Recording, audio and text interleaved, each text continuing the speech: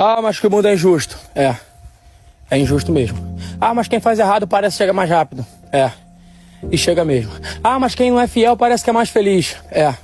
Parece mesmo. Nesse mundo tudo só parece. Mas quem quebra princípio não permanece. Constrói da forma que for. Se não for certa, não vai prevalecer. Então para de se comparar aos outros. Ah, mas que não sei o que. Não tem desculpa. Você não tá competindo com ninguém. Não. Você não tá numa corrida contra ninguém. Se você de hoje é melhor que você de ontem, tu já ganhou a parada. Ah, vai reclamar? Vai ficar perdendo tempo murando, colocando pra fora a palavra negativa? Então nem entra nessa conversa. Porque aqui, só pra galera que quer se tornar melhor. Quer se tornar uma pessoa mais sensacional. Usa a injustiça que o mundo tá fazendo. Usa as pancadas que tá levando. Tudo de errado que tá dando. Usa isso. Transforma energia boa. E faz alguma coisa que vai ocupar a tua mente pra você evoluir. Não tem segredo. O mundo é injusto?